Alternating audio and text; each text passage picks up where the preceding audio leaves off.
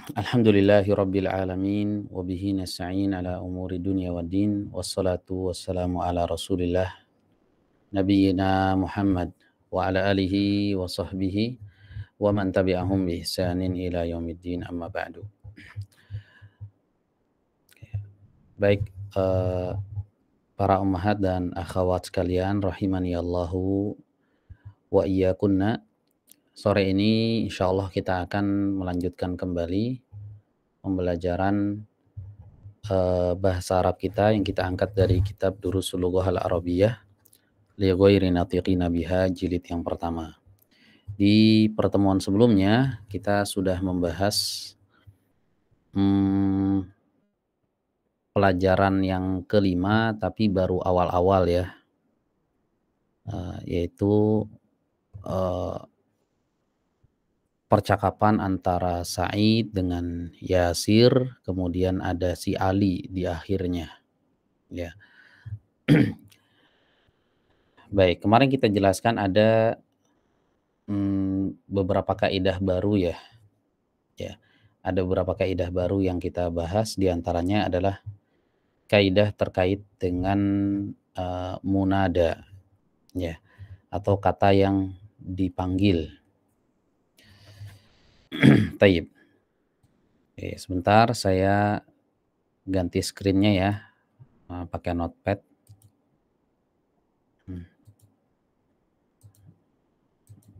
Oke.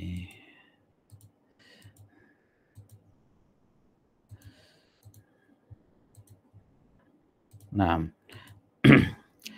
nah buat teman-teman yang sudah punya bukunya boleh dibuka ya, bukunya halaman 27. Yang belum punya bukunya boleh lihat di layar, atau kalau punya versi PDF-nya bisa dibuka ya, versi PDF-nya. Oke, dars yang kelima, pelajaran yang kelima. Kemarin terhenti kita itu di pembahasan tentang pertanyaan si Sa'id ya, di mana Sa'id berkata, "Akitabu." Sebentar, ada yang mau masuk nih. Saya prof dulu.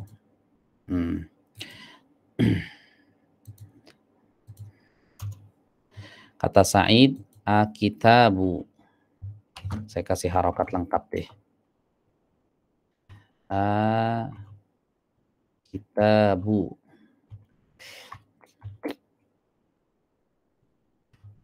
Muhammadin.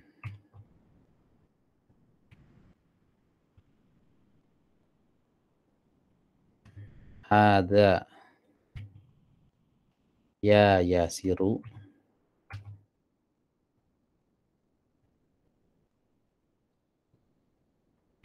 Yasiru. Nah, ini kemarin ya kita bahas ya, tapi belum tuntas. Ya, Sa'id bertanya ya kepada Yasir. Kata Sa'id, "Akitabu Muhammadin hadza ya Yasiru." Ya, apakah buku Muhammad ini wahai Yasir? Begitu terjemahan letter luck-nya. Baik, di sini kemarin kita sebutkan ada 3 kejanggalan ya. Yang pertama adalah kata kitab. Ya, di sini harokat akhirnya kitabu. Padahal dia tidak beralif lam. Ya, sebelumnya kita bahas bahwa kata yang kalau tidak ada alif lamnya mestinya dia ditanwin kan, kitabun gitu. Nah, ini yang pertama. Kan mestinya kan dia ditanwin kitabun, tapi di sini ditulis akitabu. Kemudian yang kedua, yang ini kata Muhammadin. Ya, Muhammad ini di sini dalam keadaan majrur ya, Muhammadin dikasih harokat kasroh tain, Muhammadin. Padahal tidak ada huruf jar. Ya, tidak ada huruf jar yang memasuki kata Muhammad. Ya, ini yang kedua. Kemudian yang ketiga, kata Yasiru di akhir. Kata ini. Yasir, kita tahu Yasir ini nama orang, ya, laki-laki, ya, dan perbedaan nama laki-laki dan perempuan di antaranya nama laki-laki itu ditanwinkan, sementara nama perempuan tidak. Ya, nama perempuan tidak ditanwinkan. Masalahnya di sini Yasir ini nama laki-laki, bukan nama perempuan. Tapi dia tidak ditanwinkan. Yasirun, tidak begitu. Nah, yang ini kemarin udah kita bahas ya. Untuk yang ya Yasiru ini, ya, kenapa tanwinnya menjadi hilang? Jawabnya karena dia dipanggil. Ya, Yasir di sini posisinya sedang dipanggil, wahai Yasir. Bedakan antara Yasir dengan wahai Yasir. Kalau Yasir gitu aja nggak dipanggil. Kalau tidak dalam keadaan dipanggil, maka dia tetap ditanwinkan Yasirun. Ketika dia dipanggil, wahai Yasir, maka menjadi ya Yasiru. Jadi mabni dhammah. Dhammahnya satu, bukan dhammatain. Ya. Contoh lain misalnya ya masuk ke kata Khalidun. Khalid nama orang. Khalidun. Apa yang terjadi? Yang terjadi tanwinnya hilang. Ya. Sebentar.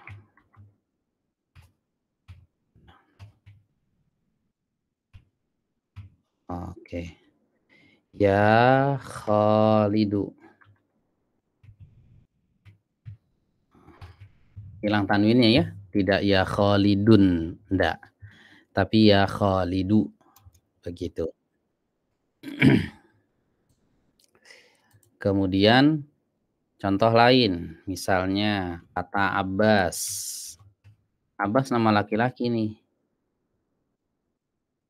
Ya, Abbasun. Asalnya Abbasun. Ketika dia dipanggil menjadi ya Abbasu.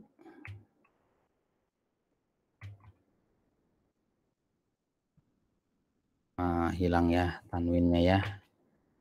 Gitu. Sebenarnya bukan menghilangkan tanwin, ya ini bukan, fungsinya bukan itu. Fungsinya itu kalau secara penggunaan ya ini fungsinya buat manggil. Tapi ketika dia memasuki sebuah lafadz ini menjadi mabni dhammah. Ya ini dalam bahasa Arab disebut dengan huruf nida. Huruf nida atau kata seru ya. Yang fungsinya untuk menyeru atau memanggil. Ya ini ya apabila huruf nida apabila memasuki sebuah kata yang dimasukinya disebut dengan munada ya. Memasuki sebuah kata, maka kata yang dimasuki oleh ya dalam artian yang dipanggil, maka kata tersebut menjadi mabni dhammah. Begitu kaidahnya ya. Oke. Paham sampai sini ya, Ummahat ya? Ini untuk yang kemarin nih. Khalidun asalnya bertanwin, kalau dipanggil ya Khalidu hilang tanwinnya. Kemudian Abbasun. Kalau dipanggil ya Abbasu. Jadi mabni dhammah. Ini yang terpenting ini, mabni dhammah. Fungsi ya itu bukan ngilangkan tanwin ya, dalam artian gini. Kalau seandainya kata Khalidun dimasuki ya menjadi ya Khalidu, bagaimana kalau misalnya Khalidunnya diganti jadi kasrotain, Khalidin. Khalidin ini kalau dipanggil ya Khalidu, tidak ya Khalidi, tidak. Nah, artinya ya ini bukan menghilangkan tanwin, tapi menjadikan kata tersebut mabni dhammah, dhammahnya satu nih kayak gini ya, begitu. Nah, kata yang dipanggil ini disebut dengan munada. Namanya munada ya, kata yang diseru atau dipanggil. Disebut dengan munada. Itu dia jadi hilang tanwinnya. Sebenarnya bukan menghilangkan tanwin ya, dia menjadi mabni dhammah gitu. Baik, kemudian yang berikutnya terkait masalah kejanggalan yang kedua dan yang ketiga ini nih, Kitabu Muhammadin. Nah, saya balikin lagi, saya kopas ke bawah ya, biar nggak terlalu ketutup.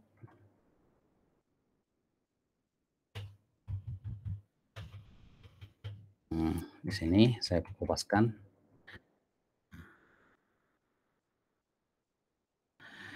Oke, perhatikan di sini kata Akitabu Muhammadin hadza ya Yasiru. Kata Yasiru udah selesai, nggak ada masalah.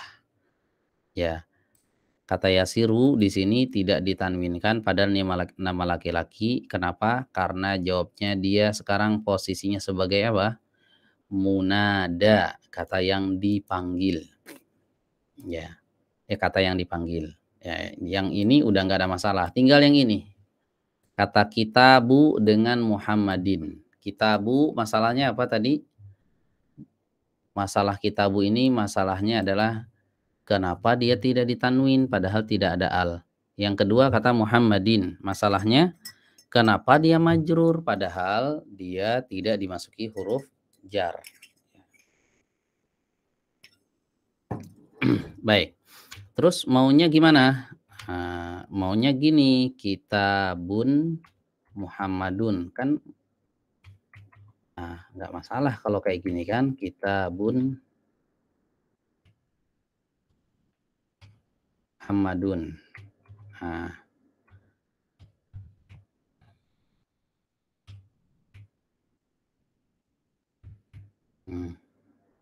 Kitabun Muhammadun gitu.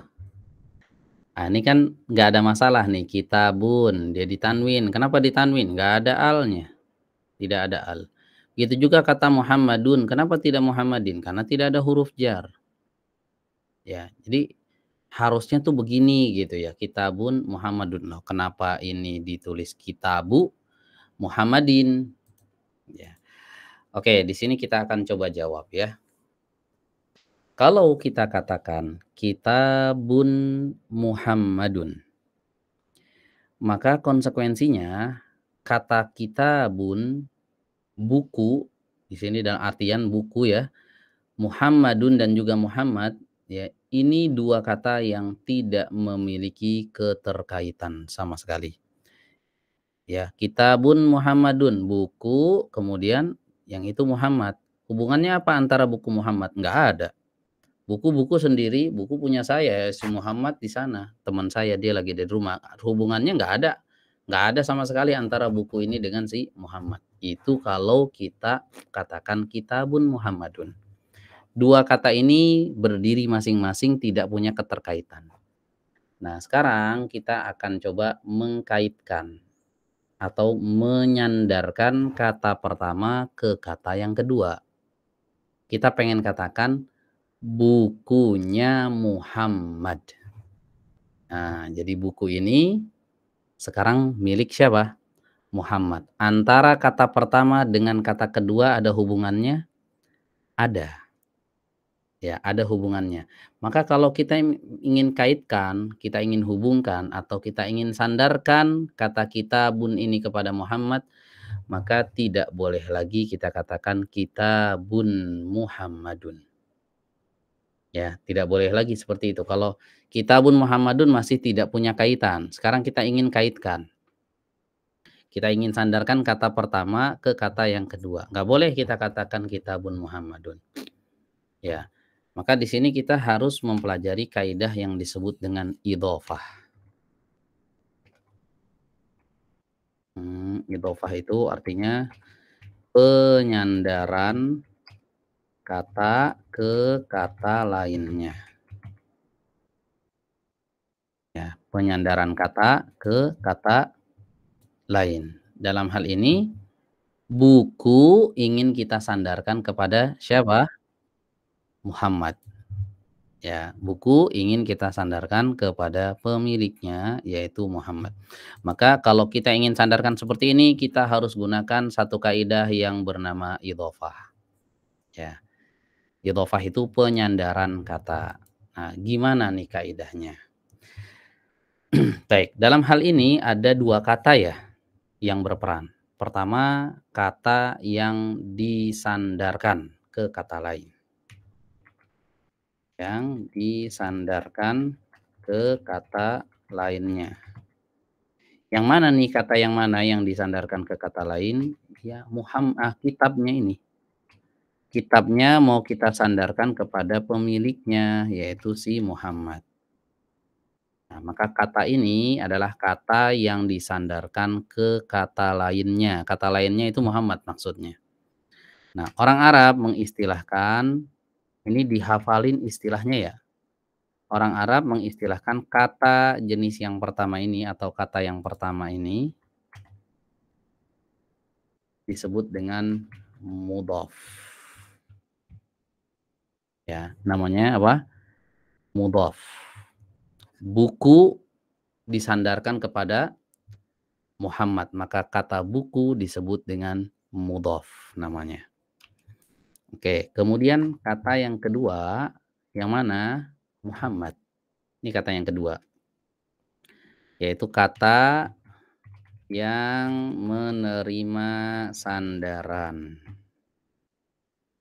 Ya, bukunya disandarkan kepada Muhammad. Maka Muhammad ini kata yang menerima sandaran. Gitu, bukunya disandarkan ke si Muhammad. Kata yang menerima sandaran, kata lain disandarkan kepada dirinya. Ya, dalam hal ini, ya ini Muhammad.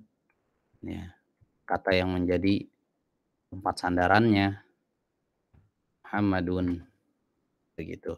Nah, orang Arab mengistilahkan kata yang dua ini diistilahkan dengan mudhaf ilaih. Apa namanya? Mudhaf ilaih. Namanya mudhaf ilaih. Oke. Nah, mudhaf ini harus memenuhi dua syarat dan mudhaf ilaih harus memenuhi satu syarat. Ya, ini yang harus dihafalkan ya, Mahat ya. Sebelum kita memasuki syarat-syaratnya ini, saya jelaskan ulang ya, biar buat teman-teman yang baru bergabung ini bisa nggak terlalu ketinggalan ya. Ya, perhatikan di sini kata kitabun dan Muhammadun. Di sini ada dua kata kitabun dengan kata Muhammadun.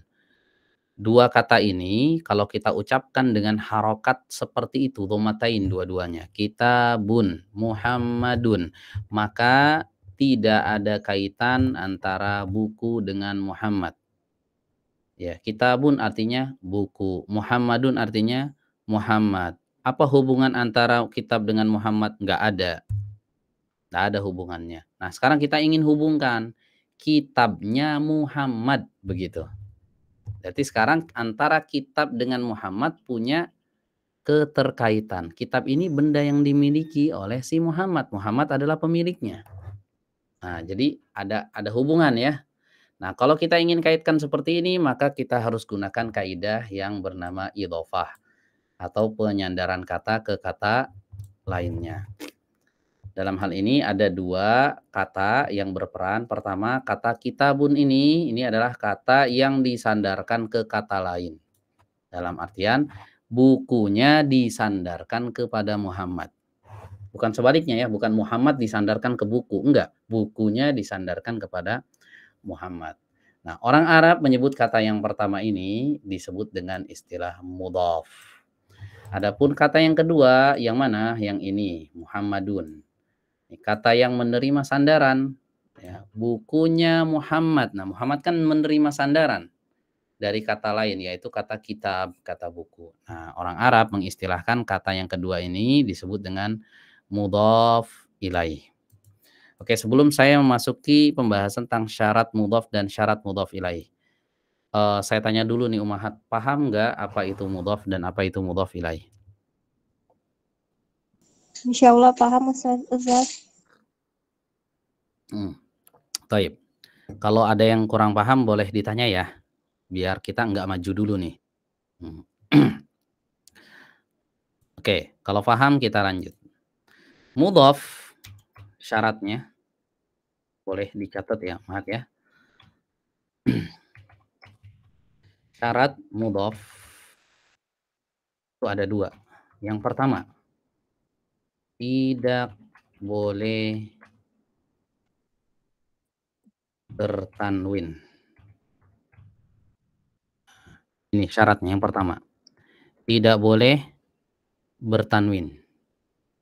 Jadi kalau kita mau bilang bukunya Muhammad. Nah, ini buku sekarang kita jadikan mudhaf nih. Kan nggak boleh kita bilang kitabun Muhammad. Tidak boleh ditanwin. Harus apa? Kitabu tanpa tanwin. Syarat yang kedua, tidak boleh beralif lam atau al ya. Nggak boleh ada alnya di awalnya. Ya, nggak boleh kita bilang apa? Al-kitabu Muhammadun. Salah. Ya, idhofah kata yang jadi mudhaf itu tidak boleh beralif lam, tidak boleh bertanwin. Itu syaratnya dua ya. Jadi dibilang kitabun nggak boleh, al-kitabu nggak boleh. Terus gimana maunya? Ya jangan ditanwin, jangan di al. Berarti kitabu. Nah, begitu. Tidak kitabun atau tidak al-kitabu. Tidak boleh bertanwin, tidak boleh beralif lam. Ini dua syarat yang harus dipenuhi kalau kita mau nyandarkan kata ke kata yang lain. Ya. Nah, kata yang menerima penyandaran atau disebut dengan mudhaf ilaih juga harus ready menerima sandaran. Harus memenuhi syarat. Ya. Tiba-tiba ditimpakan sesuatu ke dia gitu kan. Kalau dia belum ready bagaimana? Dia harus ready dulu. Ya, syaratnya dia cuma satu. Harus majrur. Nah, syaratnya. Harus majrur. Harus diakhiri dengan harakat kasroh. Sehingga kata kitabun Muhammadun ini yang tadinya tidak punya kaitan, sekarang kita kaitkan menjadi apa? Kitabu Muhammadin. Tuh, seperti itu ya. Kitabu kita lihat ini mudhaf. Mudhaf syaratnya apa? Lihat di sini tidak boleh apa tadi? Tidak boleh bertanwin. Kitabu mau bertanwin enggak? Enggak. Oh, berarti syarat pertama sudah terpenuhi. Syarat kedua, tidak boleh beralif lam. Coba kita lihat kitabu. Ada alif lamnya enggak?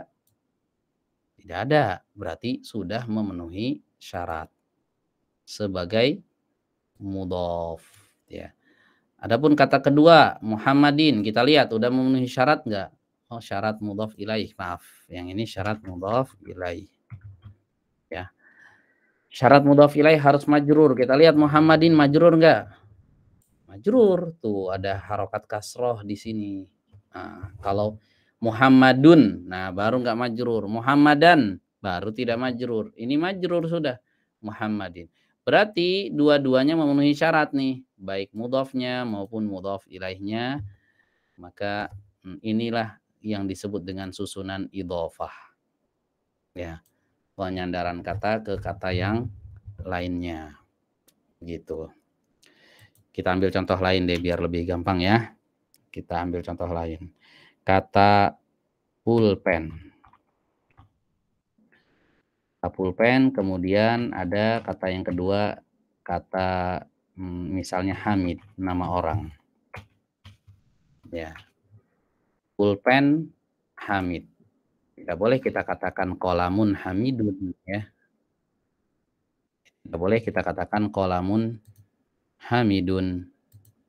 Tapi kita harus memenuhi syaratnya, ya. Syarat-syaratnya. Kolamun Hamidun, ini masih salah.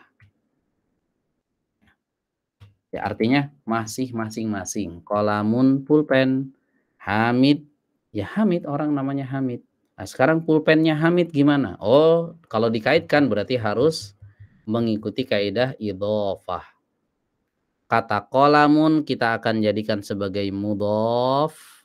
Kata Hamidun kita akan jadikan sebagai mudhof ilaih. Baik, syarat mudhof tadi apa? Kata kolamun kalau mau dijadikan mudhof, syaratnya yang pertama tidak boleh bertanwin. Di sini ada tanwinnya enggak? Ada. Kolamun. Berarti gimana? Kolamun. Kolamun. Oke. Ini syarat pertama sudah terpenuhi. Syarat kedua, tidak boleh pakai al. Ada alnya enggak? Tidak ada. Oke, sudah selesai. Syarat mudhof sudah terpenuhi. Oke, berarti ready si kolamu ini untuk disandarkan ke kata lain. Oke, saya sudah ready. Hamidnya belum ready. Tunggu dulu. Si Hamid kita jadikan mudhof ilaih. Syaratnya satu tadi apa? Harus diakhiri dengan harkat kasrah. Harus majrur. Hamidun jadi Hamidin gitu. Oke, sudah selesai. Ya, berarti sudah. Pulpennya Hamid, bahasa Arabnya kolamu Hamidin. Kolamunya mudhof, Hamidinnya mudhof ilaih. Begitu. Gampang ya? Insyaallah. Jelas nggak sampai sini? Insyaallah, Ustaz. Jadi kata yang tadi Akitabu Muhammadin, kalimat ini. Akitabu Muhammadin hadza ya yasiru. Wah, ini udah terselesaikan masalah ini. Pertama, kata kitabu, kenapa dia tidak tanwin? Ya karena dia mudhof. Mudhof kan syaratnya nggak ditanwin. Gitu. Kata Muhammadin, kenapa dia majrur padahal nggak ada huruf jarnya? Karena dia mudhof ilaih. Mudhof ilaih harus majrur. Dari sini bisa kita tarik kesimpulan bahwa kata bisa menjadi majrur tanpa didahului huruf jar. Nggak mesti harus ada huruf jar sebelumnya. Ternyata bisa kata tanpa huruf jar dia jadi majrur. Kapan? Ketika berposisi sebagai apa? Mudhof ilaih. Oke, jadi ada dua nih kata yang majrur. Boleh ya kita tulis di sini kesimpulannya. Ada dua kata yang wajib dimajrur. Dimajrur itu diberikan harokat kasroh atau kasrotain. Ada dua. Yang pertama apa? Kata yang dimasuki oleh salah satu dari huruf jar. Ya. Yang kedua, kata yang berposisi sebagai apa? Mudhof ilaih dalam kalimat. Begitu. Jelas sampai sini, Umahat? Jelas. Baik, alhamdulillah. Sekarang kita coba latihan lagi ya. Kita akan coba menyandarkan dua kata ini nih. Ya. Dua kata ini. Perhatikan ada kata sayyarotun. Sayyarotun artinya mobil ya. Sayyarotun. Oke, kita akan sandarkan ke kata misalnya al-mudarrisu.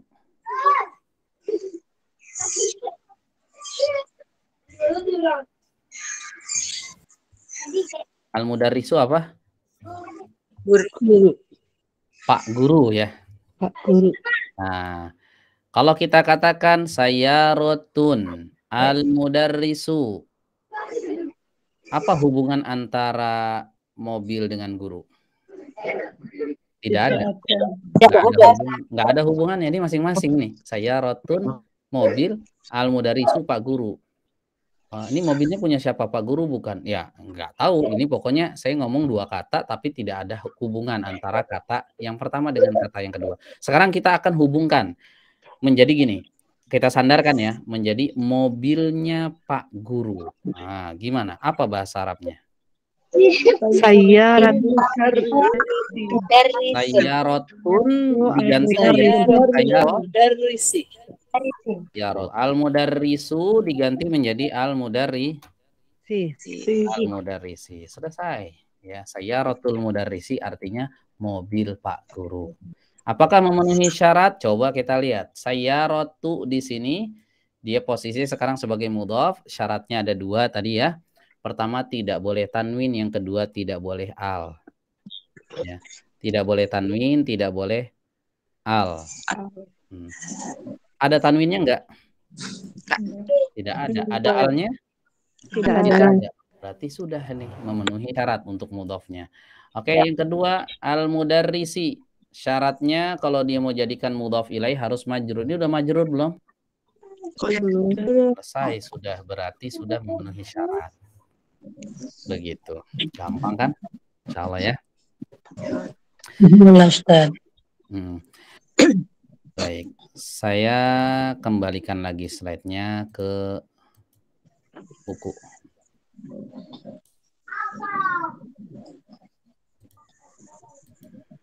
Yo. Oke, kita lihat di sini. Nah, oke, selesai. Berarti pertanyaan si Said nggak ada masalah itu berarti ya. Bukan tipe, tapi kitanya yang memang belum nyampe ke sana pelajarannya.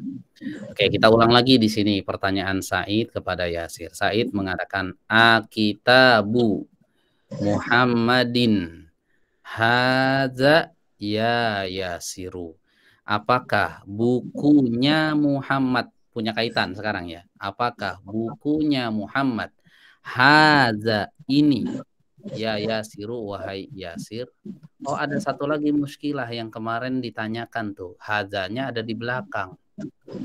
Gitu ya, kemarin ada yang menyimpulkan gitu tuh. Ini ada masalah nih hadanya di belakang. Kenapa nggak hadanya di depan ya?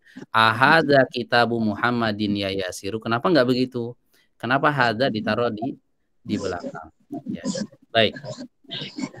Jadi dalam bahasa Arab gini Umahat. Ketika kita bertanya dan di situ ada kata tunjuk di dalam pertanyaan, maka kita punya dua opsi. Opsi pertama, kata tunjuk ditaruh di depan. Jadi ahadza kitabu Muhammadin ya Yasiru, atau opsi kedua hadzanya kata tunjuknya ditaruh di belakang. Akitabu Muhammadin hadza ya Yasiru, artinya sama saja. Cuma di sini terjadi perbedaan posisi aja, nggak masalah. Dengan syarat ya, ingat ya, dalam konteks pertanyaan. Dalam konteks pertanyaan. Kalau dia nggak bertanya, ada orang nggak bertanya, dia ingin mengatakan, menerangkan ini bukunya Muhammad, nggak nanya tapi ngasih tahu, maka nggak boleh hadza ditaruh di belakang. Kitabu Muhammadin hadza, nggak boleh. Yang benar hadza kitabu Muhammadin. Gitu. Hadza kitabu Muhammad. Tapi kalau bertanya, monggo silahkan. Kitabu Muhammadin hadza ya Yasiru, atau ahadza kitabu Muhammadin hadza ya Yasiru. Dua-duanya sahih. Boleh ya. Jadi kembali lagi kayak gini, misalnya kita mau bilang ini pulpen, hadza qalamun. Kalau kita bertanya apakah ini pulpen, ahadza qalamun atau aqalamun hadza, boleh ya. Dua-duanya, mau ahadza qalamun silakan, aqalamun hadza juga silakan, karena konteksnya pertanyaan. Begitu. Kalau pernyataan ini pulpen, boleh nggak orang katakan qalamun hadza? Nggak boleh. Nggak boleh. Harus hadza qalamun. Begitu ya. Oke, fix sudah masalahnya. Sekarang kita lanjut ya. Ustaz, boleh ulang lagi Ustaz? Apa yang diulang? Kalamun haza dengan haza kalamun perbedaannya. Oh, oke. Fokus ya. Ahada qalamun dengan aqalamun hada. Ini dua-duanya boleh diucapkan selama dalam konteks pertanyaan. Nah, konteksnya nanya. Ahada qalamun, ini nanya nih, apakah ini pulpen atau pakai opsi yang kedua? Aqalamun hada. Selama dia bertanya, maka hada boleh di depan, boleh di belakang. Selama dalam pertanyaan ya Ustaz. Selama dia bertanya. Kalau dia nggak bertanya, misal dia ngasih tahu ini pulpen, maka hada harus di depan. Hada qalamun. Begitu. Boleh nggak? Qalamun hada. Nggak boleh. Tidak boleh. Karena enggak dalam rangka bertanya. Seperti itu. Jelas ya? Jelas Ustaz. Syukran Ustaz. Oke. Baik, kita lanjut. Lihat di sini. Said bertanya kepada Yasir. Akitabu Muhammadin hadza, taruh di belakang hadzanya. Nanya nih, boleh nggak apa-apa. Akitabu Muhammadin hadza ya Yasiru, apakah ini bukunya Muhammad wahai Yasir? Yasir menjawab, la, tidak. Ada kitabu Hamidin. Ini bukunya Hamid. Nah, pertanyaan, kenapa kitabu tidak ditanwin? Karena mudah. Karena mudhaf. Karena mudhaf sekarang nih udah disandarkan. Hamidin, kenapa majrur? Padahal nggak ada huruf jar. Karena mudhaf ilaih. Karena dia posisi sebagai mudhaf ilaih sekarang. Kata yang menerima sandaran, yaitu dari kata kitab. Bukunya Hamid, gitu ya. Udah berkaitan dua kata ini, gitu. Udah dikaitkan. Jadi idhofah ya. Jadi mudhaf dan mudhaf ilaih. Begitu. Tidak, ini bukunya Hamid. Ya, Said nanya lagi nih, aina kitabu Muhammadin? Di mana bukunya si Muhammad? Nah, mudhaf ilaih lagi nih. Aina, di mana kitabu Muhammadin? Bukunya Muhammad. Ya, Yasir menjawab, huwa alal maktabi hunaka. Dia di atas meja. Hunaka artinya di sana. Ya, hunaka artinya di sana. Kata tunjuk jauh. Oke, coba perhatikan di sini umahat sekalian, kata al-maktabi ini majrur. Sebelumnya ada kata majrur juga Muhammadin di pertanyaan. Oke, pertanyaannya, apakah penyebab majrur kata al-maktabi dan Muhammadin ini sama atau beda? Beda. Tidak sama. Sama atau beda? Beda. Nah, kalau Muhammadin majrur sebabnya apa? Karena dia mudhaf ilaih.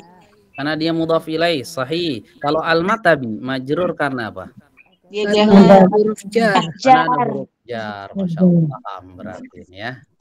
Karena ada huruf jar. Mana huruf jarnya? Ala. Ala. Ya, ala ini bertugas memajrurkan kata setelahnya. Sama-sama majrur, tapi penyebabnya beda. Nah, penyebabnya berbeda. Baik, kemudian tadi perhatikan kata hunaka. Hunaka tadi apa artinya? Di sana. Kata tunjuk jauh atau dekat? Di sana. Jauh. Nah, kata tunjuk jauh. Oke, pertanyaan. Apa perbedaan hunaka dengan zalika? Zalika sama-sama jauh ya. Zalika itu, hunaka di sana. Apa bedanya? Sama-sama jauh nih. Bedanya apa? Kalau zalika menunjukkan kepada bendanya. Oke. Zalika menunjukkan kepada bendanya. Kalau hunaka? Tempatnya. Tempat. Posisinya ya? Biasa. Posisinya atau tempatnya. Iya, sahih. Barakallahu fiik. Ya, betul ya. Jadi hunaka itu kata tunjuk jauh tapi untuk tempat. Adapun zalika kata tunjuk jauh tapi untuk bendanya. Kalau saya katakan zalika qalamun, yang saya tunjuk apanya? Qalamun. Pulpennya. Yang saya tunjuk pulpennya. Kalau saya katakan hunaka qalamun, yang saya tunjuk apanya? Tempatnya. Iya, betul. Tempatnya yang saya tunjuk, hunaka di sana. Oke, kita lanjut ya. Kita lanjutkan. Di sini kemudian Said bertanya lagi. Aina daftaru Ammarin? Di mana buku tulisnya Ammar? Daftar artinya buku tulis. Daftar artinya buku tulis.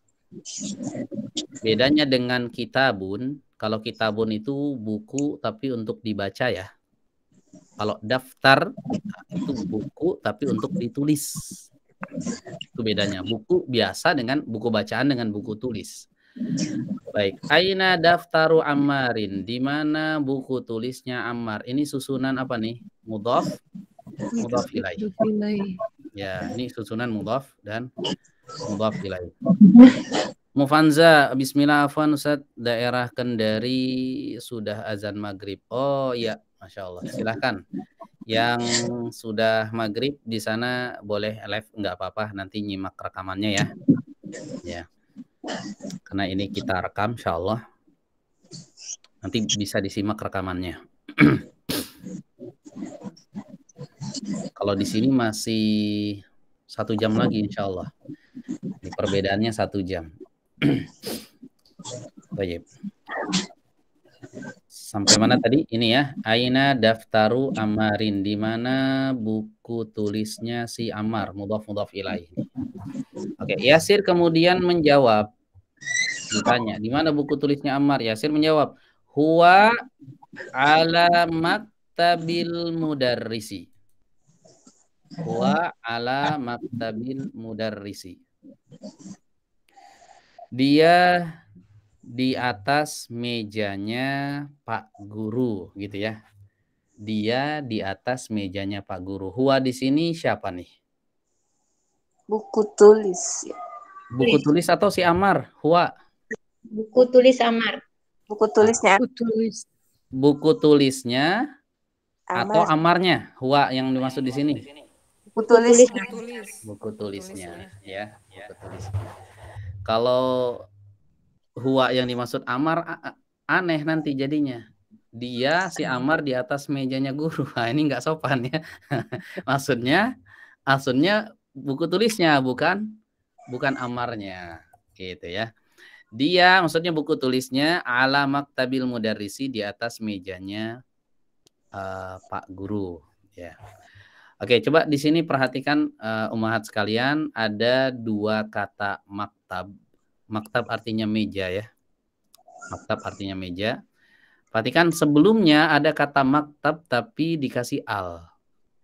Huwa alal maktabi hunaka. Nah, yang barusan kita baca tidak ada alnya. Huwa ala maktabil mudarrisi. Pertanyaannya, kenapa di atas pakai al, yang bawah tidak ada alnya? Oh, di atas karena bukan mudaf. Sementara yang bawah mudaf ilaih. Nah, sahih ya. Kata yang kedua, maktab yang kedua, ini sudah disandarkan kepada al-mudarris. Kata maktab di sini sudah disandarkan kepada kata al-mudarris.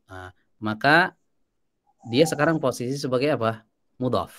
Al-mudarrisinya mudhaf ilaih. Mudhaf tadi ingat syaratnya apa? Tidak boleh tanwin, tidak boleh pakai alif lam. Nggak boleh pakai alif lam. Sementara kata maktab yang pertama, alal maktabi, dia tidak disandarkan ke siapapun.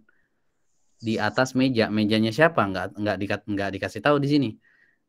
Dia di atas meja di sana, gitu aja. Mejanya nggak disebutkan mejanya siapa.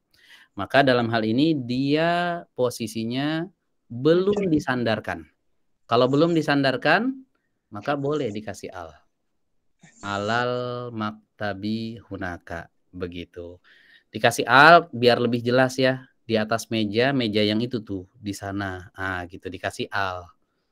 Dan umumnya kata kalau terletak setelah huruf jar itu umumnya beralif lam. Umumnya beralif lam. Nah, kecuali ini nih, dia jadi mudhof nih. Yang kedua, huwa ala maktabil mudarrisi. Maka salah kalau ada yang mengatakan seperti ini. Huwa alal maktabil mudarrisi, pakai al di maktabnya. Enggak boleh. Tidak memenuhi syarat mudhof nanti jadinya. Oke, jadi terjemahannya dia di atas mejanya Pak Guru. Nah, di sini ada dua kata yang majrur berderet nih, Umahat. Ada kata maktabi majrur, ada kata al-mudarrisi juga majrur. Penyebabnya sama atau beda nih? Beda. Beda. Bedanya mana? Maktabi Maktabi ada jar, maktabil mudarrisi Iya. Ada majrur suara dan feedback nih. Ada suara feedback ya. Kalau nggak salah dari Ibu Sulha, atas nama Sulha, boleh di off dulu mic-nya ya. Kalau yang lain open mic nggak masalah. Tapi nggak tahu ya Ibu Sulha pas open mic jadi feedback. Boleh dibantu pakai ini ya, apa namanya, pakai headset. Pakai headset itu insya Allah aman tuh, nggak feedback ya. Baik. Kata maktabi dengan al-mudarrisi dua-duanya majrur, tapi penyebab majrurnya beda. Kata maktabi majrur karena kemasukan huruf jar yaitu ala. Sementara kata al-mudarrisi majrur karena apa? Karena posisinya sebagai mudhaf ilaih. Mana mudhafnya? Maktabi mudhaf. Nah, dari sini juga bisa kita tarik kesimpulan bahwa mudhaf tidak disyaratkan harus marfu. Maktab nggak mesti deh maktabu. Tidak disyaratkan. Makanya syarat mudhaf itu cuma dua. Nggak ada lagi. Syarat mudhaf itu cuma dua. Pertama, tidak pakai al. Yang kedua, tidak pakai tanwin. Nah, dua itu aja. Tidak disyaratkan dia harus marfu. Enggak. Ya, sebagaimana mubtada ya kan harus marfu, khobar harus marfu, fa'il harus marfu. Mudhaf enggak harus marfu. Dia bisa majrur. Itu contohnya alamat tabil mudarris. Jadi kalau mudhaf kemasukan huruf jar ya majrur dia. Ya, majrur. Ya. Paham ya? Kalau mubtada kemasukan huruf jar jadi apa? Majrur enggak? Mubtada kan harus marfu. Mubtada harus marfu. Kalau kemasukan huruf jar, jadi apa dia? Harus majrur. Jadi majrur. Nah, berarti enggak memenuhi syarat mubtada dong. Mubtada kan harus marfu. Karena dia disandarkan kepada mudhof ilaih. Mubtada dia- kalau kemasukan huruf jar itu majrur apa marfu? Mubtada kan harus majrur Ustaz karena mu'rab. Nah, karena dia mu'rab gitu. Jawabannya tidak ada mubtada yang kemasukan huruf jar. Di awal. Mubtada syaratnya apa? Di awal. Di awal. Kalau ada huruf jar masuk sebelumnya, berarti dia nggak bisa jadi mubtada. Jadi khobar. Begitu ya. Jadi dia nggak bisa jadi mubtada. Mubtada selalu ada di awal. Nah, kalau kaidahnya begini tentuin mubtada khobarnya bagaimana Ustaz? Nggak ada mubtada khobar. Nah, kalau yang kalimat wa alal maktabil mudarrisi itu kan udah bukannya kompleks ya. Iya, Sudah itu kompleks. Oke, ini nanti pembahasan perincian i'rab per katanya. Kita kumpulin dulu kaidah-kaidah dasarnya. Karena di sini ada yang namanya khobar syibhul jumlah. Nah, ini belum kita pelajari. Jadi belum bisa dijelaskan dulu. Huwa posisi sebagai apa? Ala sebagai apa? Maktabi sebagai apa? Al-mudarrisi sebagai apa? Lengkap semuanya belum bisa. kita kasih. Paling yang sudah dipelajari aja. Kayak misalnya ala ini huruf jar, maktabi majrur karena huruf jar, al mudarrisi mudhaf ilaih, mudhafnya adalah maktab. Huwanya sebagai apa? Tar dulu. Ya, belum ya. Nah, kalau dijelaskan pusing nanti. Dia berposisi sebagai mubtada. Nanya lagi nanti khobarnya mana? Ayo, khobarnya nggak ada yang marfu di situ. Khobar harus marfu kan? Nggak ada yang marfu. Nah, belum. Nanti ada pembahasan tersendiri terkait masalah kaidah yang kompleks seperti ini. Dan ini kita pelajari di pelajaran 8. Nah, insya Allah ada nanti namanya khobar syibhul jumlah. Itu nanti ada di pelajaran yang ke-8. Baik, kita lanjut ya. Kita lanjutkan. Oke, berikutnya kita lihat di sini ada pertanyaan. Said lagi nih nanya, tapi sekarang Said nanyanya ke Ali. Kata Said, qalamu man hadza ya aliyu. Qalamu man hadza ya aliyu. Pulpen siapa ini wahai Ali, gitu kan? Ya, qalamu man hadza ya aliyu. Pulpen siapa ini wahai Ali. Pulpen siapa ini wahai Ali. Ali menjawab, hadza qalamul mudarrisi. Ini adalah pulpennya Pak Guru. Nah, mudhaf ilaih lagi nih. Ya, qalamunya mudhaf, al mudarrisinya mudhaf ilaih. Ustaz, afwan. Yang atas qalamu man haza itu, qalamu kan mudhaf ya, mudhafun ilaihnya Man. Mudhaf ilaihnya man, tapi dia nggak bisa dimajrur karena mabni. Oh. Ingat kata yang mabni ya, sebelumnya udah pernah kita pelajari. Mabni adalah kata yang tidak bisa diubah-ubah. Seandainya dia mu'rab, dia bisa begini, qalamu manin. Nah, begitu. Qalamu manin hadza ya aliyu, kalau dia mu'rab. Sayangnya si man ini dia mabni. Jadi meskipun dia posisi sebagai mudhaf ilaih, dia nggak bisa dimajrur. Ya. Nggak bisa berubah-ubah. Itu sama kayak kata haza tuh mabni. Coba masukkan min haza tetap. Ya, masukkan fi haza tetap. Nggak fi hazi, nggak fi haza tetap ya. Man juga begitu. Man kemasukan mudhaf, mestinya mannya jadi mudhaf ilaih kan? Cuma dia nggak bisa berubah. Dia mabni, qalamu mudhaf, mannya mudhaf ilaih. Gitu. Qalamu man hadza ya aliyu. Ya, pulpen siapa ini wahai Ali? Ya, Ali menjawab hadza qalamul mudarrisi. Ya. Ini pulpennya Pak Guru. Ya.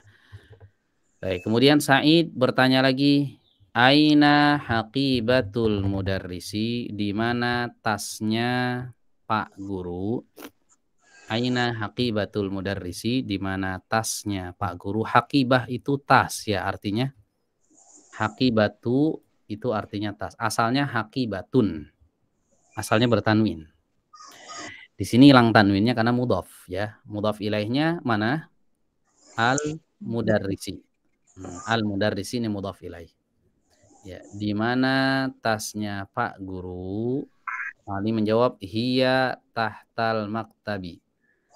Dia di bawah meja. Dia yang dimaksud di sini adalah tas. Ya, tasnya di bawah meja. Tahta artinya di bawah. Ya, tahta artinya di bawah. Tapi di Indonesia tahta artinya lain ya. Tahta itu diposisikannya di atas gitu. Kalau di bahasa Indonesia. Tahta diperebutkan gitu oleh banyak orang. Di dalam bahasa Arab, tahta itu rendah. Tahta itu adanya di bawah. Ya. Tahta artinya di bawah. Hiya tahtal maktabi. Dia di bawah meja. Dan tahta ini ketika dia ada dalam kalimat, umumnya tahta ini posisinya sebagai mudhaf. Makanya kata al-maktabinya majrur. Ya, kata al-maktabinya kenapa majrur? Karena mudhaf ilaih. Ya, karena dia mudhaf ilaih. Tahta adalah mudhafnya. Baik. Kadang timbul pertanyaan begini. Kenapa tahta tidak dijadikan huruf jar aja?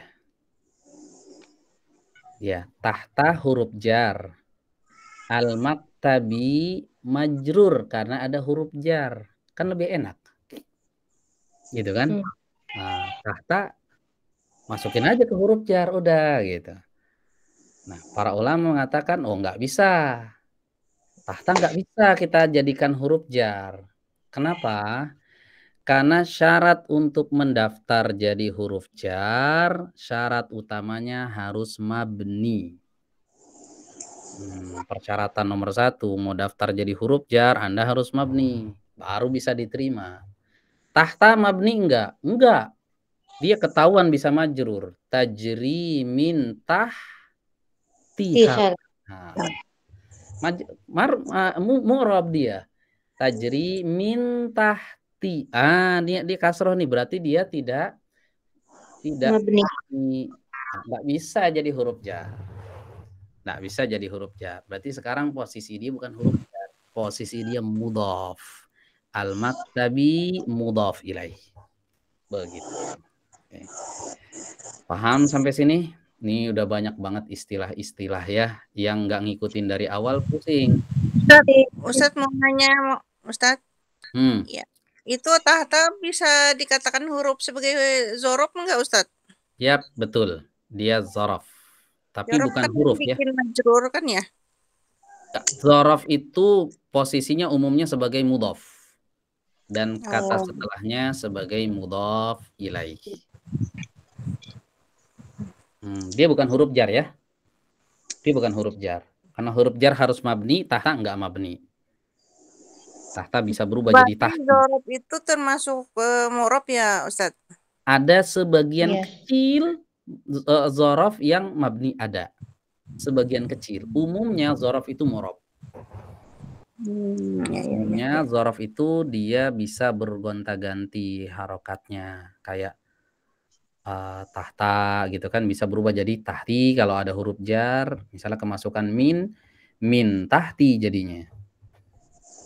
Gitu. Tapi apakah semua zorof dia mu'rab? Jawabnya enggak. Ada sebagian yang mabni tapi dikit. Ya, kecil aja, sebagian kecil. Nah, nanti kita akan temui zorof yang mabni ada. Nanti di sini ada pembahasannya. Begitu. Oke, ada yang mau bertanya sampai sini? Jelas tidak? Mau bertanya, Ustaz? Tafadhali, silakan. Berarti kalau untuk mudhaf ilaihnya itu isim alam, dia kasratoin, Ustaz, baris 2 di bawah. Sementara selain isim alam berarti dia kasroh saja. Ya, tergantung isim alamnya. Tergantung isim alamnya. Kalau isim alamnya bertanwin ya tanwin dia, kayak Muhammadun. Berarti Muhammadun. Nah, berarti nanti di majrur jadi apa? Muhammadin. Begitu. Kalau ada isim alam yang dia tidak bertanwin, misal ada orang namanya Al-Hasan Al-Basri.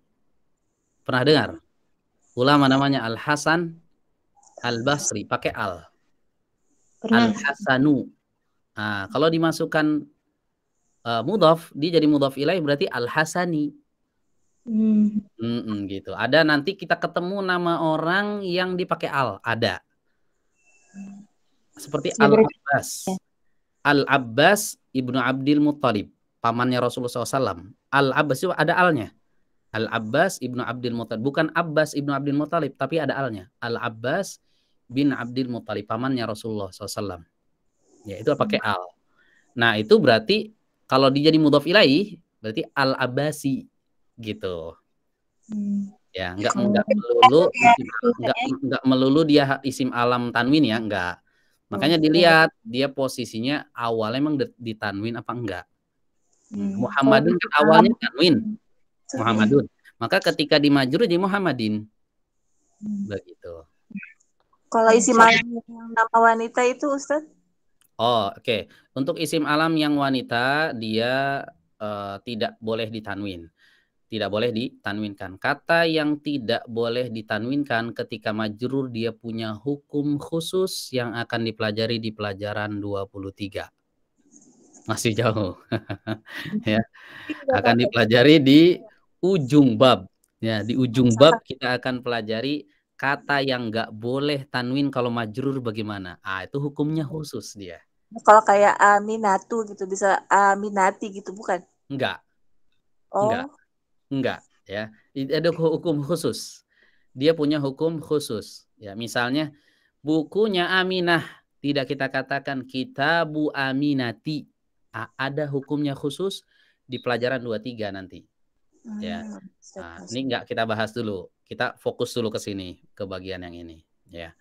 Jadi yang kita pelajari di sini mudhaf ilaihnya yang mudzakkar ya. Mudhaf ilaihnya yang mudzakkar, yang muannas itu nanti. Nah, nanti ada hukumnya tersendiri, dia beda. Ya, enggak boleh kita katakan kitabu Aminati, enggak boleh. Ya, ada hukumnya tersendiri nanti pada tempatnya kita akan bahas. Gitu. Ada lagi yang mau bertanya sampai sini? Teman-teman yang lain yang baru gabung paham nggak nih? Soalnya ini udah tengah-tengah ya. Ini saya perhatikan tadi ada yang baru masuk grup juga. Apa kemarin masuknya ya? Ustadz Udah Ustadz, udah alhamdulillah insyaallah. Alhamdulillah. Ustadz ini saya mau ini aja Ustadz mau tanggapan Ustadz nih. Ada yang belajar bahasa Arab tuh Ustadz tapi istilahnya tuh agak beda gitu ya. Kayak jar tuh jer. Mudhaf ilaih itu mudhaf ilaih gitu. Gimana sih? Si jumlah si B gitu. Gimana tuh menurut Ustadz? Iya, itu cuma penyebutan aja. Ya. Pelafalan orang Indonesia itu terkadang agak susah menyebut-nyebut istilah-istilah itu. Kayak misalnya ism, asalnya kan ismun. Ismun, kalau di wakaf kan ism. Ism itu repot buat orang Indonesia, udah isim aja. Biar memudahkan pelafalannya gitu. Fi'lun. Fi'lun itu kan kalau di wakaf gimana? Fi'l repot. Fi'il aja udah ya, biar gampang. Pakai P lagi fi'il gitu ya. biar gampang ya. Itu cuma tapi kan ini pakai huruf gitu kalau bahasa Arab nggak ada huruf gitu. Iya, biar memudahkan. Itu istilahnya orang Indonesia. Istilahnya orang Indonesia. Harful jar. Huruf jer. Gitu, iya, jer gitu. Huruf jer itu maksudnya harful jar. Syibhul jumlah itu maksudnya syibhul jumlah itu orang Indonesia sering nyebutnya sibeh. Sibeh jumlah. Sibeh jumlah itu maksudnya syibhul jumlah. Itu cuma pelafalannya aja. Terpengaruh bahasa daerah ya Ustadz? Iya, terpengaruh bahasa daerah. Terpengaruh ke bahasa kita biar gampang. Repot nyebut fi'al repot, fi'il biar gampang ya. Kalau orang Arab gampang buat mereka bilang fi'al, hada fi'al wa hada ism gitu. Ini isim, ini fi'il. Kalau orang Indonesia hada fi'il, hada isim gitu biar gampang ya. Biar gampang pelafalannya aja. Itu kan cuma istilah ya. Cuma istilah. Tapi mereka ketika membaca nih, terutama santri-santri itu ya. Santri-santri itu membaca meskipun mereka ini fi'il, ini syibeh gitu ya. Ini huruf jer. Itu ketika bacaan fasih. Hanya untuk penyebutan istilah-istilah itu aja. Ya, Ustaz. Istilah-istilahnya disebut diistilahkan ya pakai bahasa kita biar gampang dilafalkan. Gitu. Tayyib, ada lagi yang mau bertanya? Sudah jelas belum nih? Ahwan Ustadz, mau nanya Nah, Ustadz. silakan. Ada saudara lagi bangun masjid nih Ustadz. Jadi dia bikin nama kakeknya Fakih Soli. Terus dia ingin nambah pakai Al Fakih Soli. Apakah seperti itu? Apa nanti artinya beda Ustadz? Iya. Iya, baik. Kalau ini terkait masalah nama masjid ya. Ya, yang diambil dari nama orang ya. Itu nggak perlu dikasih al ya. Misalnya Masjid Ali bin Abi Thalib. Langsung aja pakai namanya. Masjid Faqih Salim gitu, atau Masjid Saleh Al Fauzan, sesuai dengan nama orangnya gitu. Ya, sesuai dengan nama orangnya. Tapi nama orang ini bisa diberikan alif lam, dan ini umumnya ngacu ke orang Arab. Mengacu ke orang Arab. Nama-nama tertentu aja yang bisa dikasih al, nggak sembarangan nama. Dan biasanya nanti kalau kita pelajari lebih lanjut itu ada namanya alif lam di situ, lilam hil asal bahasanya. Itu udah dalam sih. Intinya nama orang nggak perlu dikasih al. Ya, intinya begitu. Secara umum nama orang tidak perlu dikasih al. Kalaupun ada alnya, maka sebagian ulama ada yang mengatakan ini nama-nama tertentu saja seperti Al-Abbas, Al-Hasan. Nah, itu memang orang Arab pun ada yang memberikan namanya pakai al seperti itu. Ya, adapun nama seperti biasa gitu, misalnya Faqih, yang nggak perlu dikasih al. Karena ya pertama ya memang nggak pernah digunakan oleh orang Arab. Ya. Dan ada sebenarnya syarat-syaratnya kalau mau dikasih al juga bisa. Ya, misalnya ini ngeringkas. Ya, Al-Imam Asy-Syafi'i. Imam Asy-Syafi'i pakai al, nama aslinya itu Muhammad bin Idris. Kenapa? Ada kakeknya namanya Syafi'i. Sehingga buat meringkas dikasih al. Al. Nah, gitu ya. Al-Asy-Syafi'i gitu. Pakai Asy-Syafi'i untuk menunjukkan bahwasanya ini keturunannya Syafi'i gitu. Ya. Muhammad bin Saleh Al-Utsaimin. Ya, Muhammad bin Saleh Al-Utsaimin. Itu ada alnya, itu menunjukkan ada kakek yang sekian, itu ada namanya Utsaimin. Nah, supaya dinisbatkan ke dia dikasih Al-Utsaimin. Begitu. Ada syarat-syaratnya ya. Ada syarat-syaratnya yang ini sebenarnya udah lanjutan. Ya, bukan pemula lagi, udah lanjutan yang seperti ini. Ya, jadi intinya kalau yang tadi nggak perlu ya. Nggak perlu dikasih al. Langsung aja namanya seperti itu. Ya, jazakallahu khair Ustaz. Lanjut, yang lain ada lagi yang mau bertanya? Oke, kalau tidak ada mungkin kita cukupkan ya sampai di sini. Kurang lebihnya mohon maaf, kita akhiri dengan membaca doa kafaratul majlis. Subhanakallahumma wa bihamdik asyhadu alla ilaha illa anta astaghfiruka wa atubu ilaik. Wassalamualaikum warahmatullahi wabarakatuh. Waalaikumsalam.